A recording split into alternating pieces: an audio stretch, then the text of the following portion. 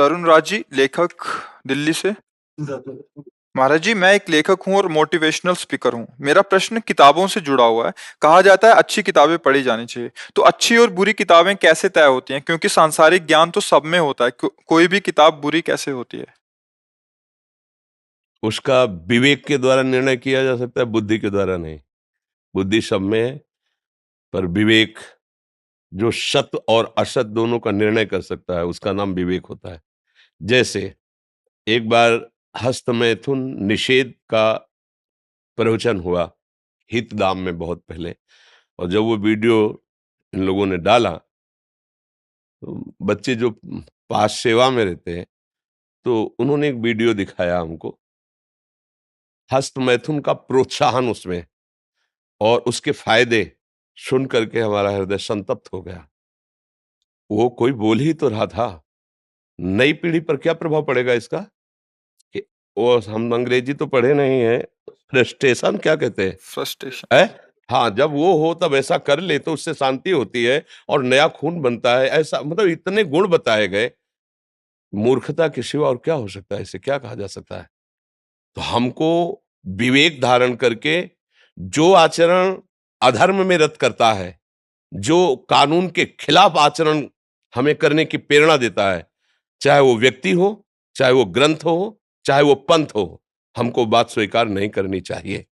संयम से हम पवित्र होते हैं, और जब हमारी इंद्रियां खुली हैं तो हम इतने नीच हो जाते हैं कि जिनके चरण छूना चाहिए उन पर भी हमारी गंदी दृष्टि हो जाती है। जिनके पांव पूजने चाहिए उनको हम थप्पड़ मारने लगते हैं। हमको ऐसे वाणी नहीं पढ़नी चाहिए, ऐसी किताबें नहीं पढ़नी चाहिए जिससे हमारे मनुष्य भाव का नाश हो जाए, दैवी भाव का नाश हो जाए और हम राक्षसी भाव से युक्त हो जाए। है, मांस खाने से ऐसा होता है, अंडा पाने से ऐसा विटामिन बढ़ता है। क्या है ये? तुम मांस पाने से पुष्ट हो गए। आप थोड़े दिन ब्रह्मचर्य रह के देखिए, आग पैदा हो जाएगी आपके शरीर में, आपकी दृष्टि में शासन पैदा हो जाएगा। देखिए तो आप रहकर ब्रह्मचर्य, अंडा और मांस खाने से तुम्हारे पावर बढ़ेगा। भैंसे जैसा शरीर हो सकता है लेकिन तुम्हारा पावर नहीं बढ़ सकता। आप अध्यात्म में चलिए, देखिए ऊर्जा शक्ति कैसी बढ़ती है।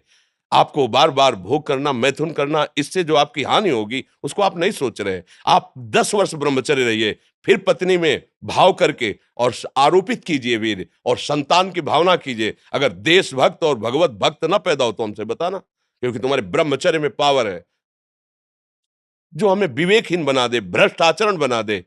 थोड़ी सी शराब पी लीजिए, आप मस्त हो जाएंगे। हमें यह बात स्वीकार करनी है। नहीं, 1 घंटे बैठ करके माता पिता के चरण दबाइए और उनकी सेवा कीजिए, जैसे उन्होंने तुम्हारी सेवा की, तुम मस्त हो जाओगे। उनका आशीर्वाद तुम्हें उन्नति प्रदान करेगा। अगर कोई रोड में पड़ा हुआ तड़प रहा है, तुम उसे गोद में उठाओ, अस्पताल लेकर जाओ, अपने खाने के पैसे उसमें लगा दो। इसके बाद जो तुम्हें आनंद मिलेगा वो किसी भोग में आनंद नहीं मिलेगा। तो हमको विवेक के द्वारा निर्णय करना पड़ेगा कि हमारा प्रोत्साहन पढ़ने से, देखने से, सुनने से बढ़ता है। हमारी निराशा पढ़ने से, सुनने से, देखने से बढ़ती है। हम कौन सा विषय पढ़ रहे हैं जो हमें प्रोत्साहन दे रहा है, अधर्म में या धर्म में? हम कौन सा विषय पढ़ रहे हैं जो हमें निराश कर रहा है, धर्म में चलने से या अधर्म में चलने से? अगर इसका ठीक निर्णय है तो वो विवेकवान पुरुष उस वाणी के लाभ को अपने जीवन में उतार कर वो महान बन सकता है। अगर नहीं तो हमने खुद उस विषय को जब सुना तो आग लग गई कि जब ऐसा प्रोत्साहन अमुक अमुक पदवी वाले लोग देंगे तो हमारे आगे की जनरेशन का होगा क्या? क्योंकि वैसे ही मन परेशान कर रहा है और आपने और सपोर्ट कर दिया तो दिन में 8-8 बार हस्तमैथुन करने वाले बच्चे मिले जिनकी हालत ये कि खड़े होने की नहीं रह गई। अवस्था है 18 की और हालत ये है कि नेत्रों में दिखाई नहीं देने लगा, खड़े होने पर चक्कर आ रहा है और 8 बार हस्तमैथुन करते हुए अपने को रोक नहीं सके। हमसे संभाषण किया, क्या आदत बिगड़ गई? क्या हुआ पढ़ने से और सुनने से? तो मुझे वो पढ़ना चाहिए, वो सुनना चाहिए जिससे हम धर्म से चलें। भोगों में प्रियता बढ़ गई। दूसरी माताओं बहनों को, अपनी माताओं बहनों को कैसे तुम देखते हो और दूसरी माताओं बहनों को कैसे देखते हो? उनके साथ कैसा व्यवहार होता है? सुनने पर आग लगती कि राक्षस है या मनुष्य है? मनुष्य है, मनुष्य रूपेण ये राक्षस है, कोई और नहीं। कैसे बन गए राक्षस? देखने से, पढ़ने से, सुनने से। ऐसी भी वाणियां हैं जिनके पढ़ने से बुद्धि भ्रष्ट हो जाएगी। ऐसे भी उपदेश हैं जिनके पढ़ने से भ्रष्ट हो जाओगे। तो विवेक की आवश्यकता है कि जिससे हमारी आत्मोन्नति हो, उत्साहवर्धन हो। निषेध नहीं करते, गृहस्थ में हो, काम संभोग की प्रक्रिया भगवान की आराधना के समान है। आप उसको एक सिस्टम जो कानून बना है, एक मर्यादा, उससे करो। आप उसे मनोरंजन मत समझो, वो जीवन घातक विषय है। अगर आप सावधान होकर के चलते हो तो आप एक महान स्थिति को प्राप्त हो जाओगे। बिल्कुल, हमें तो ये लगता है कि पढ़ना, लिखना, देखना, सुनना बहुत सावधानी से करना चाहिए। नहीं, पढ़ना, लिखना, सुनना, देखना, ये जीवन। कितने ऐसे बच्चे जो हमारे परमार्थ मार्ग में प्रभावित होकर आए और जो गलतियों से युक्त थे, उनका कहना बस यही था कि मैं अपने जो दोस्त में विद्यार्थी जन थे, उनके संग से बिगड़ गया हूँ। तो इसलिए मुझे लगता है प्रोत्साहन देना, जीवन को मंगलमय बनाना, ये बहुत बड़ी सेवा है, बहुत बड़ी साधना है। पर ये ध्यान रखिए कि आप प्रोत्साहन किधर दे रहे हैं। कहीं जीवन के अमंगल वाला कोई सूत्र ना दे दें। इसे मनोरंजन ना समझा जाए। ये जीवन एक अमूल्य वस्तु है, जिससे आप कुछ भी बन सकते हैं।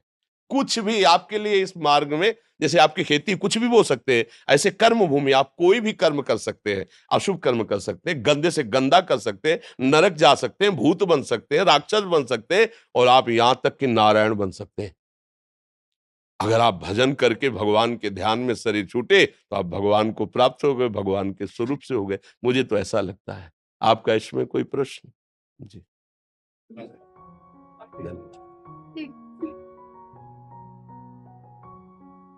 ठीक है। अच्छा, इसे हम पढ़े क्या? वैसे अच्छा है। हाँ, तो इसको आप अपने पास रख लीजिए। अब क्या है, हमारी पढ़ाई डायरेक्ट श्री जी से चलती है, वो जैसे खुद प्रेरित कर। ऐसा ना करो, क्योंकि हम लिखेंगे तो हमारा गुरु प्रदत्त नाम है, ऐसा ना करो। ये कहीं किसी भी तरह ऐसा है। हाँ, ऐसे। धन्यवाद, धन्यवाद, धन्यवाद।